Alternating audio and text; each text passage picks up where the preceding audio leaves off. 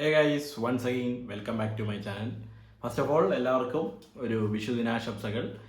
പള്ളിച്ചട്ടമ്പി എന്ന് പറഞ്ഞ സിനിമ കണ്ടിരിക്കുകയാണ്. വിഷുവിന് നമുക്ക് എന്താ പറയുക, ഒരു കൈനീട്ടമായിട്ട് ഉള്ള ആദ്യത്തെ പടം. ഇന്ന് വൈകിട്ട് ഇനി മറ്റേ ചാക്കോച്ചൻ്റെ രതീഷ് ബാലകൃഷ്ണ പൊതുവാൾ സംവിധാനം ചെയ്ത സിനിമയുണ്ട്. അതിൻ്റെ പേര് ദുരൂഹ സാഹചര്യത്തിൽ ആ സിനിമ വൈകിട്ട് കാണുന്നുണ്ട്. അതിൻ്റെ റിവ്യൂ വരുന്നതാണ്.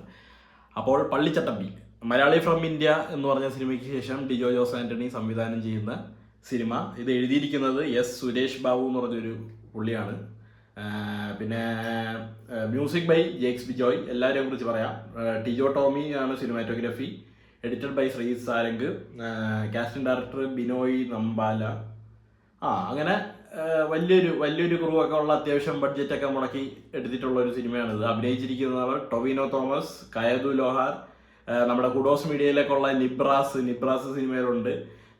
പിന്നെ സുധീർ കരമന, വിജയരാഘവൻ, ബാബുരാജ്, പിന്നെ അലക്സാണ്ടർ പ്രശാന്ത്, TG രവി, പിന്നെ ആരാ, ജോണി ആന്റണി, അങ്ങനെ തുടങ്ങിയ കുറേ പേരൊക്കെ ഉള്ള ഒരു സിനിമയാണ്. ഈ സിനിമേൻ്റെ ഒരു ബേസ് പ്ലോട്ട് എന്ന് പറയാനാണെങ്കിൽ, പള്ളിക്കാര് കമ്മ്യൂണിസ്റ്റുകാരെ തുരത്താൻ വേണ്ടി ഒരു ഗുണ്ടയല്ല, ഒരു അടവൊക്കെ അറിയാവുന്ന ഒരു ചട്ടമ്പിയെ അങ്ങ് ഇറക്കുകയാണ്. അതാണ് കഥ. ടൊവിനോ ആണ് ചട്ടമ്പി. ഇത് ഈ ഒരു കഥ പറഞ്ഞാണ് സിനിമ തുടങ്ങുന്നത്. പിന്നീട് എന്താ പറയുക, പോലീസ്, കുറേ റൈവൽറി, കലാപം, പിന്നീട് എന്താ പറയുക, ഹൈക്കമാൻഡ്, അങ്ങനെ പല പല കാര്യങ്ങൾ. പിന്നെ അവസാനം ഒരു ജന്മിയാണോ, ഒരു എന്താ പറയുക, ജന്മി ടൈപ്പ് ഒരു കഥാപാത്രത്തിലോട്ടൊക്കെ സിനിമ പോയി എത്തുന്നുണ്ട്. അതിനെക്കുറിച്ച് ഞാൻ ആദ്യം പറയുന്നില്ല. ഈ പടത്തിൻ്റെ ടെക്നിക്കൽ സൈഡ് അടിപൊളിയാണ്.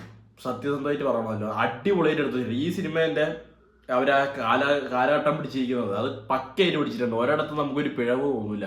ഇവരാ ഒരു ലൊക്കേഷൻ എടുത്തിരിക്കുന്നത് ഏതോ ഒരു വടക്കൻ മലയോര പ്രദേശമാണ് അവരെടുത്തിരിക്കുന്നത്. ഒരു മലയോര മേഖലയിലാണ് അവരെടുത്തിരിക്കുന്നത്. അവിടെ ഒരു സെറ്റ് വർക്ക് ചെയ്തതായാലും ലൊക്കേഷൻസ് എടുത്തതായാലും പിന്നീട് ഈ സിനിമയ്ക്ക് കൊടുത്ത ഒരു കളർ ടോൺ, ലൈറ്റിങ്, അങ്ങനത്തെ പല പല കാര്യങ്ങൾ. ഇപ്പോൾ സിനിമാറ്റോഗ്രാഫി ആയപ്പോൾ ഒരു നല്ല അടിപൊളിയായിട്ട് അവർ ഫ്രെയിമൊക്കെ സെറ്റ് ചെയ്തിട്ടുണ്ട്. ഫൈറ്റ് സീക്വൻസസ് ആണെങ്കിൽ അടിപൊളിയായിട്ട് എടുത്തിട്ടുണ്ട്. ജേക്സ് ബിജോയ് മ്യൂസിക് കലക്കി.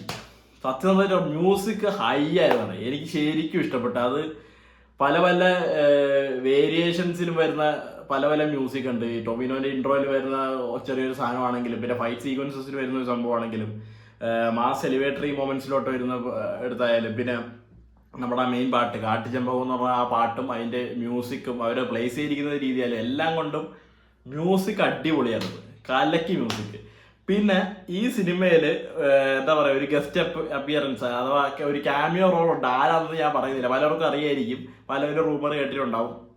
പൊളിച്ച് ആ ക്യാമിയോ പടം തൂക്കി എന്നാണ് ഞാൻ പറഞ്ഞത്. രണ്ട് ലുക്കിൽ എന്തോ വരുന്നുണ്ട്. പൊളിച്ചടേ.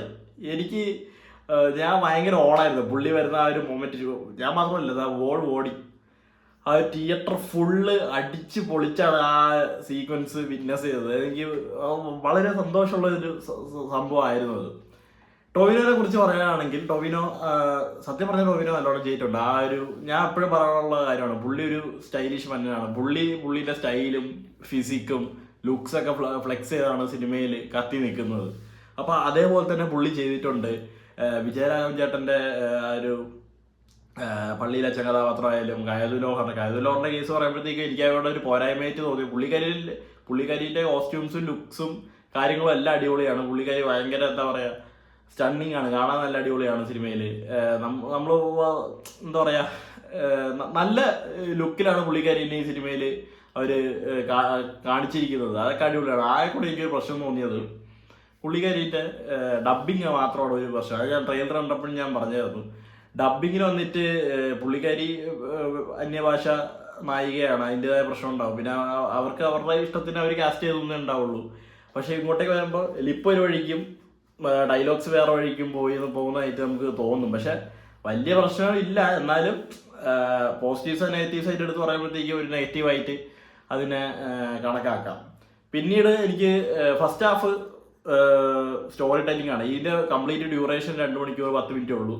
ഫസ്റ്റ് ഹാഫ് ഭയങ്കര സ്ലോ പേസിങ്ങിൽ വരുന്ന ഒരു സ്റ്റോറിയാണ്.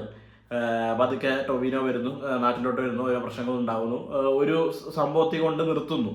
ഈ ഒരു സംഭവം കാണുമ്പോൾ നമുക്ക് ഉറപ്പായിരിക്കും സെക്കൻഡ് ഹാഫ് എന്താണ്. സെക്കൻഡ് ഹാഫ് ആ ഫസ്റ്റ് ഹാഫ് നമ്മൾ കണ്ടു കഴിഞ്ഞാൽ സെക്കൻഡ് ഹാഫ് ഫുൾ പ്രഡിക്റ്റബിൾ. എന്താണ് ഇനി ഉണ്ടാകാൻ പോകുന്നത് എന്നുള്ള കാര്യങ്ങൾ മൊത്തം നമുക്ക് പറയാൻ പറ്റും.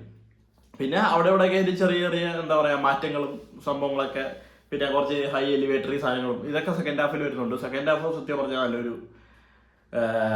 ഇതായിരുന്നു, നല്ലൊരു ഹാഫായിരുന്നു. അത് ശരിക്കും തിയേറ്റർ ഓണായിരുന്നു. അവർ നല്ല നല്ല സീൻസ് എടുത്തിട്ടുണ്ട്, നല്ല രീതി എടുത്തിട്ടുണ്ട്. ഈ പടം പിന്നെ സ്വിച്ച് ഇട്ട പോലെയാണ് പോയത്. 2 മണിക്കൂർ 10 മിനിറ്റ് എന്ന് പറഞ്ഞു കഴിഞ്ഞാൽ എനിക്ക് സത്യം പറഞ്ഞാൽ സിനിമ ബോധിച്ചു. എനിക്ക് പേഴ്സണലി തോന്നിയൊരു അഭിപ്രായമാണ്.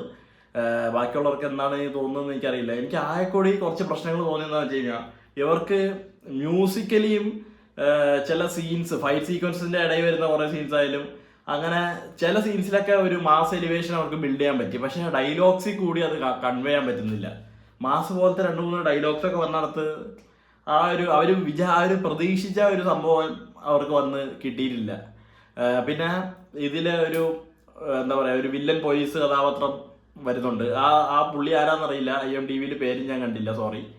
പുള്ളീന്റെ ഇൻട്രോ, പുള്ളി വന്ന് കുറച്ച് വില്ലനിസം ഒക്കെ ഇങ്ങനെ കാണിക്കുമല്ലോ, അതൊക്കെ നൈസായിരുന്നു. അത് ശരിക്കും എനിക്ക് ഇഷ്ടപ്പെട്ട്. എനിക്ക് അങ്ങനെ എന്താ പറയാ ആദ്യം ഒരു പോര്, അതിനുശേഷം പേച്ച്, ആ ഒരു മോഡ് എനിക്ക് ഭയങ്കര ഇഷ്ടമാണ്. ആദ്യം വന്ന് ചെയ്യേണ്ടൊക്കെ ചെയ്ത് കഴിഞ്ഞിട്ട് പിന്നെ സംസാരവും കഥയൊക്കെ ഉള്ളൂ. ആ ഒരു മോഡ് വില്ലനിസം എനിക്ക് ഇഷ്ടമാണ്. അപ്പോൾ അത് നൈസായിരുന്നു. ടൊവിനോ സത്യം പറഞ്ഞു കഴിഞ്ഞാൽ നൈസായിട്ട് ചെയ്തിട്ടുണ്ട്. ഞാൻ പറഞ്ഞില്ലേ സെക്കൻഡ് ഹാഫ് കലക്കി. സെക്കൻഡ് ഹാഫാണ് പടം രക്ഷിച്ച് നിർത്തി. എനിക്ക് പേഴ്സണലി എൻ്റെ പേഴ്സണൽ ഒപ്പീനിയനായിട്ട് മാത്രം കണക്കാക്കിയാൽ മതി. എനിക്ക് സെക്കൻഡ് ഹാഫ് ശരിക്കും ഇഷ്ടപ്പെട്ടത്. ടൊവി ആയാലും ആ ഒരു ക്യാമിയോ അത് മറക്കൂല. അത് ഭയങ്കര സ്പെഷ്യലാണ്. ഇനി എന്തായാലും ഇനി പോസ്റ്ററും കാര്യങ്ങളൊക്കെ വരും, നിങ്ങൾ സിനിമ കാണും, അല്ലെങ്കിൽ റീല് വരും, എല്ലാ കാര്യങ്ങളും വരും, ശരിയാണ്. പക്ഷെ തിയേറ്ററിൽ കിട്ടിയ ഒരു എഫക്റ്റ് എനിക്കറിയായിരുന്നു ഇങ്ങനെ ഒരാളുള്ള കാര്യം. പക്ഷെ ഒട്ടും പ്രതീക്ഷിക്കാത്ത ഒരു രീതിയിലുള്ള ഒരു ക്യാരക്ടറായിട്ടാണ് വന്നിരിക്കുന്നത്. പിന്നെ എൻഡിങ് എന്താ വെച്ചാൽ പടത്തിന്റെ ടൈലന്റ് കുറച്ചുകൂടി എന്താ പറയുക ഒരു തീർപ്പിലോട്ട് എത്താമായിരുന്നു എന്നുള്ളത്. എന്ന് വെച്ച് കഴിഞ്ഞാൽ അടുത്ത കണ്ടിന്യൂഷനോ സെക്കൻഡ് പാർട്ടോ ഒന്നുമല്ല, ഇടിച്ചിരിക്കുന്ന ഒരു രീതിയിലാണ് സിനിമ നിർത്തിയിരിക്കുന്നത്. പക്ഷെ അതിനൊരു തീർപ്പ് കൊടുക്കാൻ പറ്റില്ല അവർക്ക്. ഒബ്വിയസ്ലി അവർക്കത് പറ്റൂല. ആരെങ്കിലും ഒരാളെ കുരുതി കൊടുക്കേണ്ടി വരും ഒരു തീർപ്പ് ഉണ്ടാക്കണമെങ്കിൽ. പക്ഷെ എന്നാലും ഒരു തീർപ്പ് ഉണ്ടാക്കാമായിരുന്നു എന്നുള്ള ഒരു പേഴ്സണൽ ഒപ്പീനിയൻ കൂടി ഒഴിച്ചു കഴിഞ്ഞാൽ പള്ളിച്ചട്ടമ്പി എന്ന് പറഞ്ഞ സിനിമ എനിക്ക് വർക്കായി. നല്ലൊരു നൈസ് പടം ആണ്. നമുക്ക് തിയേറ്ററിൽ ഇരുന്ന് ഒരു വിഷുവിനൊക്കെ ഒരു ഫെസ്റ്റിവൽ ട്രീറ്റ് ആയിട്ട് ഉള്ളൊരു സിനിമ. പിന്നീട് ഈ സിനിമേൻ്റെ ഒരു ഹിസ്റ്റോറിക്കൽ കോണ്ടെക്സ്റ്റ് ഒക്കെ എങ്ങനെയാണെന്നുള്ള കാര്യം എനിക്ക് കാര്യമായിട്ട് അറിയത്തില്ല. ഇത് എനിക്ക് തോന്നുന്നു ബേസ്ഡ് ഓൺ ട്രൂ ഇവൻറ്റ്സ് ആയിരിക്കാം. പക്ഷേ എത്രത്തോളം അവർ സിനിമയിൽ സത്യസന്ധമായിട്ടുള്ള കാര്യങ്ങൾ പറഞ്ഞിട്ടുണ്ട്, എത്രത്തോളം വെള്ളം ചേർത്തിട്ടുണ്ട് എന്നുള്ള കാര്യത്തിനെ കുറിച്ച് എനിക്ക് വലിയ ഇതൊന്നുമില്ല. But Dijo bro Malayali from India എന്ന് പറഞ്ഞ ആ ഒരു കൊലച്ചതിക്ക് പിന്നിൽ നോക്കുമ്പോഴത്തേക്ക് ഈ സിനിമ പൊളി.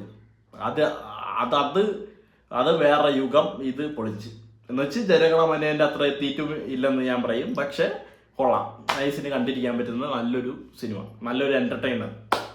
സോ ദാറ്റ്സ് ഓൾ വിത്ത് പള്ളിച്ചട്ടമ്പി. വൈകിട്ട് ഒരു ദുരൂഹ സാഹചര്യത്തിൽ കണ്ടിട്ട് അതിൻ്റെ ഒപ്പീനിയൻ പറയുന്നതാണ് guys. Again happy Vishu, bye bye.